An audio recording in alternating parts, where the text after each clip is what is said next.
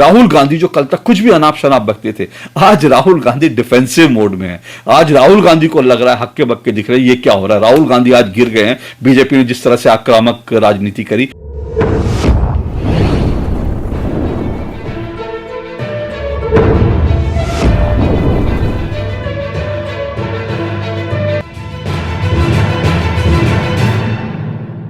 आज से करीब 40 दिन पहले, मुझे याद है कि 25 अक्टूबर की तारीख थी, मैंने इसी प्लेटफॉर्म पर एक वीडियो पोस्ट किया था और उस वीडियो का शीर्षक था क्या बीजेपी बदल रही है। वो वीडियो अभी भी है, आप चाहें तो उस वीडियो को जाकर अभी भी देख सकते हैं। उस वीडियो में मैंने ये सवाल उठाया था, जो कुछ राजनीति में चल रहा था उसको देखते हुए मैंने विश्लेषण किया था और मेरे विश्लेषण का एकमात्र बिंदु ये था कि क्या बीजेपी बदल रही है। और ये जो मैंने विश्लेषण किया था, जिस आधार पे किया था, उसके पीछे एक बड़ा आधार था कि लोकसभा चुनाव में 40-42 सीटों पर सिमटने के बाद बीजेपी में अचानक से एग्रेशन आ गया था।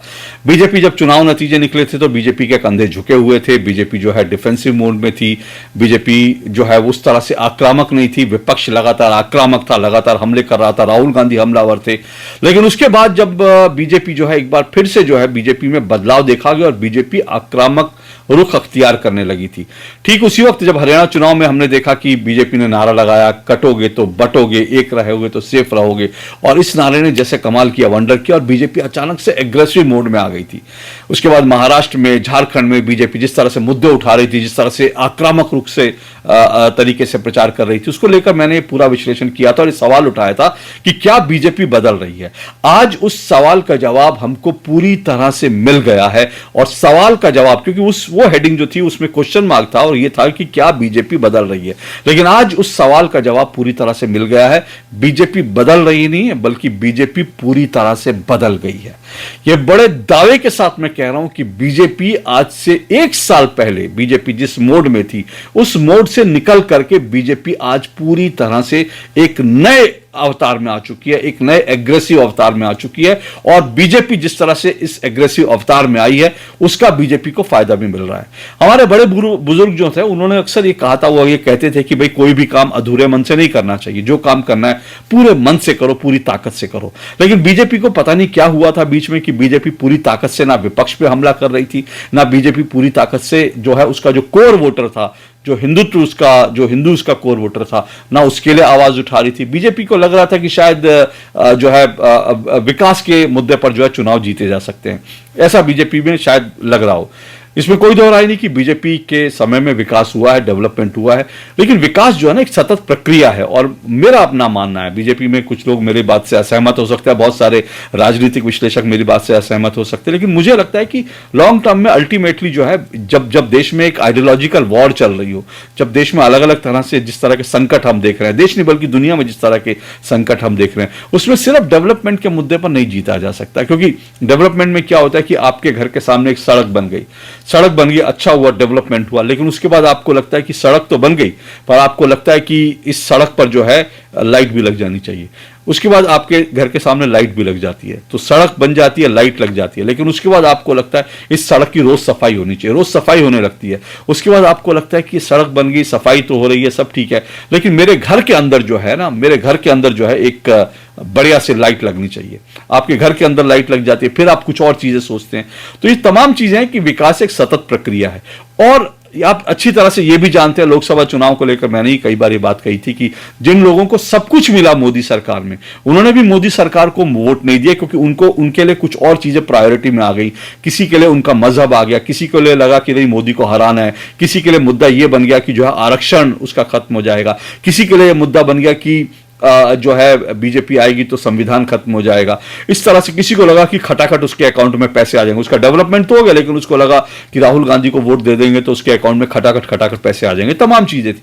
तो अकेले डेवलपमेंट के मुद्दे पर चुनाव नहीं जीता जा सकता। हालांकि यह भी आपको बता दूं, लोकसभा चुनाव में जब बीजेपी प्रचार कर रही थी, बीजेपी को भी यह बात समझ में आई थी, इसलिए बीजेपी लोकसभा चुनाव में जो है वो एग्रेसिव हुई। आपको पहले 2 चरण के बाद बीजेपी कुछ एग्रेसिव हुई, हमलावर हुई, लेकिन तब तक देर हो चुकी थी और तब बीजेपी जो है सही से अपने मुद्दे जो है जनता के बीच पहुंचा नहीं पाई। लेकिन अब जो है बीजेपी ऐसा लग रहा है पूरे मन से 2 चीजों पर काम कर रही है। दो चीजों पर बीजेपी बड़े आक्रामक तरीके से काम कर रही है, मन से काम कर रही है। पहला मुद्दा यह है कि बीजेपी को समझ आ गया, उसका कोर वोटर जो है उसके लिए उसको जो है उसको लगना चाहिए कि बीजेपी एक्चुअल में हिंदुत्व के मुद्दे पर जो है वो साथ खड़ी है। अब बांग्लादेश में जो कुछ हुआ उसको लेकर के हिंदुओं के मन में एक असुरक्षा की भावना, भारत में रह करके कि भाई इस तरह से चलता रहा तो हम कब तक सुरक्षित रहेंगे, हिंदुओं के मन में एक असुरक्षा की भावना आई। और यह भी आपको बता दूं कि बीजेपी को हिंदुत्व के मुद्दे पर बहुत सारे लोग गाली देते हैं, बहुत सारे लोग कहते हैं बीजेपी ने ये नहीं किया वो नहीं किया, लेकिन ये भी आपको बता दूं पूरे देश में जितनी पॉलिटिकल पार्टियां हैं, संसद में जितनी पॉलिटिकल पार्टियां, एक अकेली बीजेपी है जो हिंदुओं के साथ खड़ी दिखती है और हिंदुओं के मुद्दे उठाती है। आप बीजेपी को छोड़कर देख लीजिए, शिवसेना किसी जमाने में होती थी लेकिन अब तो शिवसेना वो रही नहीं। एकनाथ शिंदे की शिवसेना जरूर है लेकिन वो छोटी पार्टी है। शिवसेना भी जिस तरह से पलट गई है, मुसलमानों के लिए वोट के लिए करती है। तो अगर आप देखेंगे तो पूरे देश में एक पॉलिटिकल पार्टी नहीं है बीजेपी के अलावा जो हिंदुओं के साथ जो है मजबूती से खड़ी रहे। अब बीजेपी इस मामले पर थोड़ा ढुलमुल सी दिखती थी कुछ समय पहले तक, लेकिन अब बांग्लादेश के बाद जो है बीजेपी पूरी तरह से हिंदुओं के साथ खड़ी हो गई है। इसीलिए बीजेपी ने एक रहेंगे तो सेफ रहेंगे का नारा लगाया, इसलिए उसने घुसपैठियों को हटाने का नारा लगाया।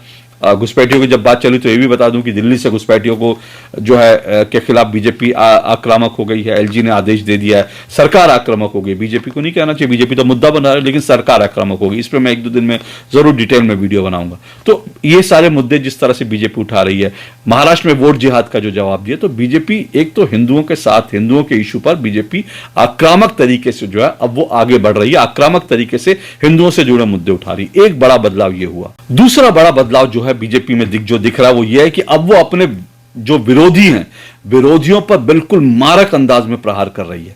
अब आप देखिए कि इससे पहले बीजेपी थोड़ा लुंज पुंज तरीके से विरोधियों से लड़ रही थी, खास करके सोनिया राहुल गांधी के इशू पर जो है लुंज पुंज तरीके से लड़ रही थी। परिवारवाद कह के बीजेपी आक्रामक थी, परिवारवाद के मुद्दे को लेकर, बाकी चीजों को। लेकिन हिंदुस्तान में परिवारवाद मेरा मानना है कि बहुत इफेक्टिव नहीं होता। ऐसे में जबकि बीजेपी के अंदर खुद भी कई सारे, बीजेपी में ठीक है शीर्ष नेतृत्व में परिवारवाद नहीं होता, लेकिन बीजेपी में खुद भी जब विपक्ष तो भ्रमित भी करना जानता है ना, वो लिस्ट ले आता है कि देखो बीजेपी के कितने नेता, उनके बेटे बेटी जो हैं वो मंत्री हैं, वो पार्टी में हैं, वो मुख्यमंत्री, इस तरह की चीज लाते हैं तो बीजेपी के लिए थोड़ी सी दिक्कत हो जाती है और परिवारवाद पर जनता भ्रमित हो जाती है।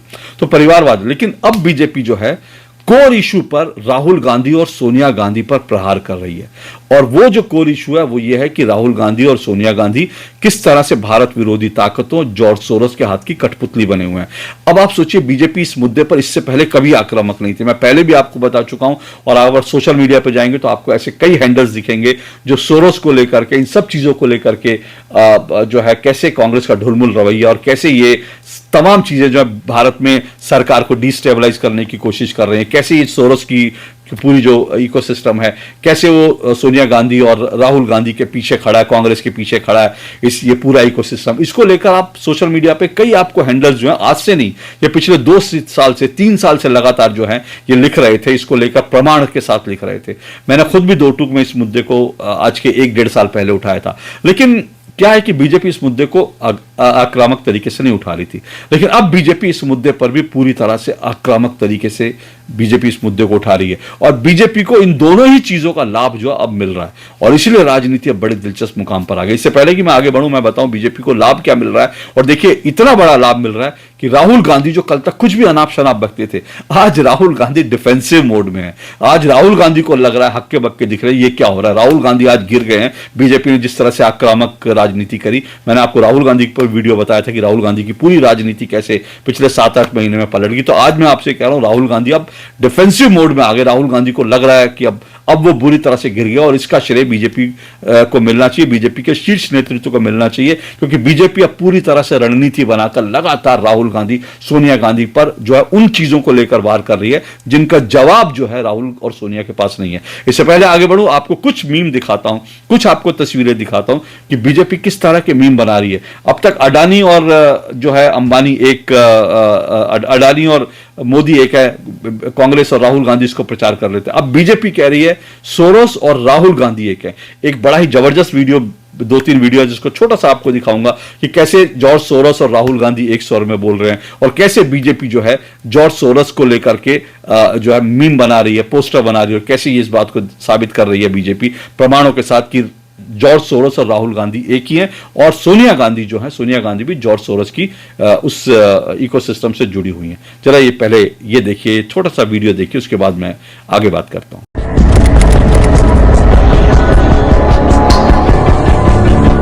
India, Modi and business tycoon Adani are close allies. Narendra Modi और अदानी जी एक हैं। इंडिया में अदानी जी सेफ हैं और उसका कारण नरेंद्र मोदी है। Adani is accused of stock manipulation and his stock collapsed like a house of cards. A very serious allegation against the Adani Group was illegal share ownership and price manipulation using offshore funds. Modi is silent on the subject, but he will have to answer questions from foreign investors and in Parliament.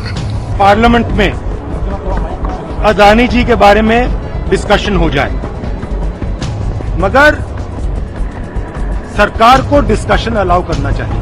Significantly weaken Modi's stranglehold on India's federal government and open the door to push for much needed institutional reforms. ये जो नरेंद्र मोदी अभी भाषण दे रहा है, मैं आपको बता रहा हूं, 6 महीने बाद, 7-8 महीने बाद ये घर से नहीं निकल पाएगा। हिंदुस्तान के युवा इसको ऐसा डंडा मारेंगे, इसको समझा देंगे। जो लोग अपने आप को हिंदू कहते हैं वो 24 घंटा हिंसा हिंसा हिंसा, नफरत नफरत नफरत, असत्य सत्य असत्य। तुम्हारी जात क्या है? India is not described as a nation, it is described as a union of states.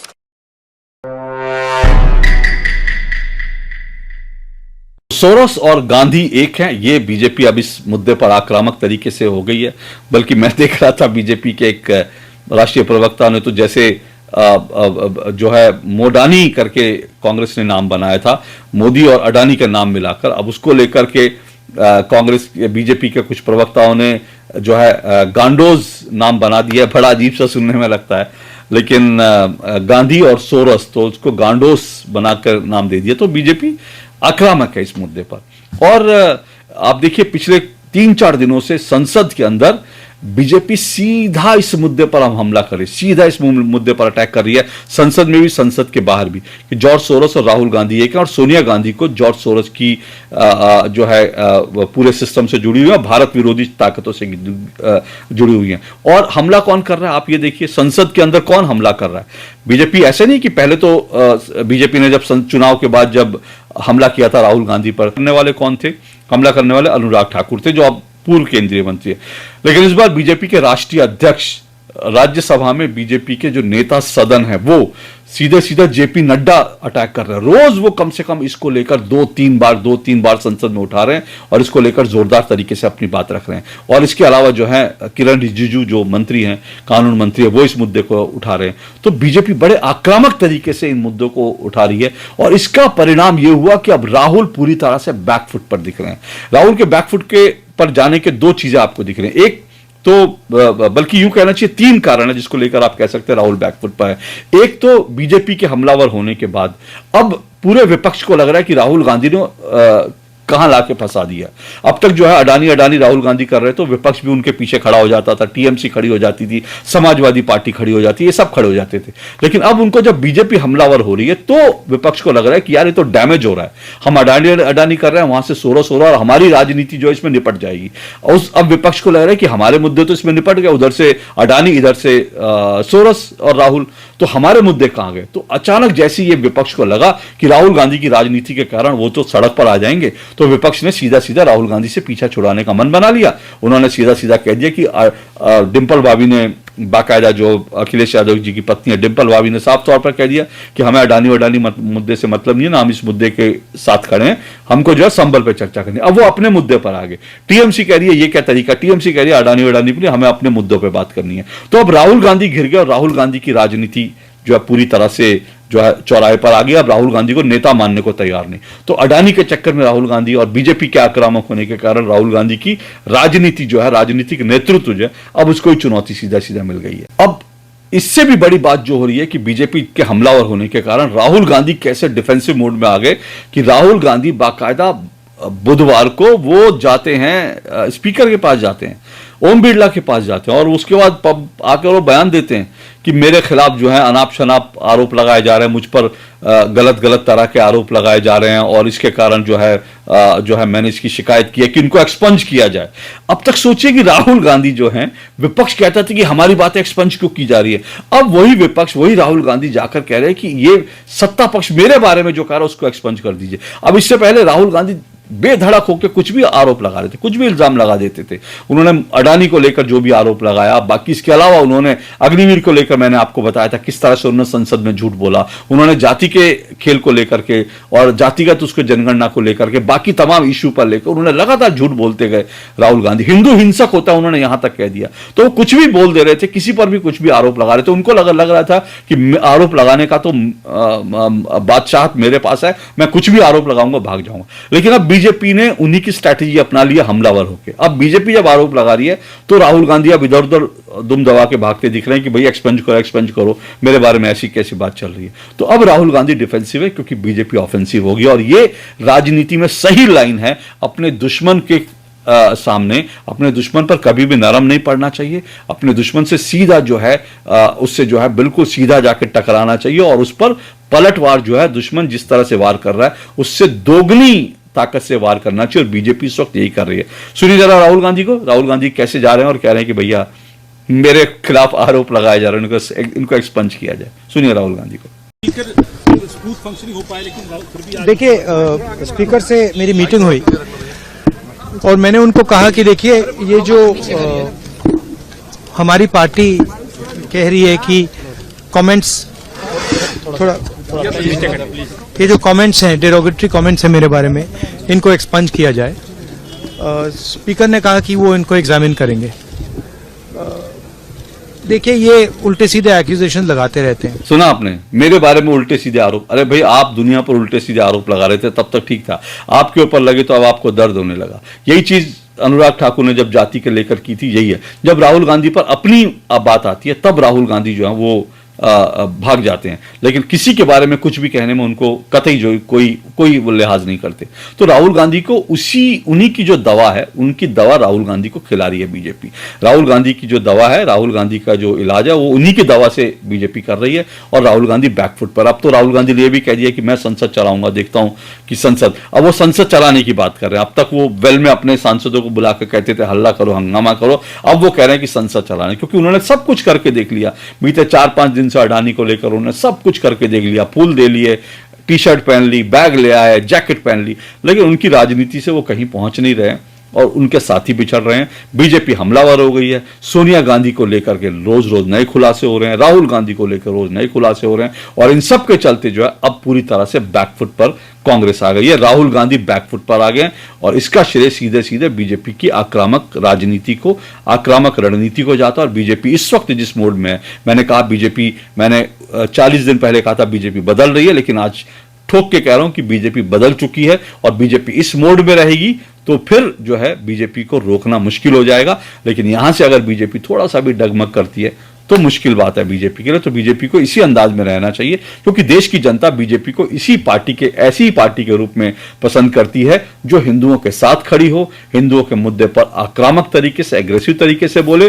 और राहुल गांधी या सोनिया गांधी जो है उनकी जो जिनको जो इंटरनेशनल जो कॉन्स्पिरेसी है उसके खिलाफ बीजेपी एग्रेसिव तरीके से बोलती हुई दिखे, तब जो है जनता को लगेगा ये वही बीजेपी है जिस बीजेपी को 2014 में और उसके बाद 2019 में उन्होंने जो है पूर्ण बहुमत से के साथ और 300 से ज्यादा सीटें देकर जिताया था। इसलिए बीजेपी इस लाइन पर, जिस लाइन पर चल पड़ी है, मुझे लगता है कि वो बीजेपी पूरी तरह से बदल चुकी है और ये बीजेपी के लिए लाभदायक है। पूरी तरह से इस बात को ध्यान रखिए।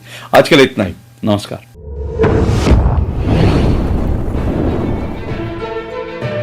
you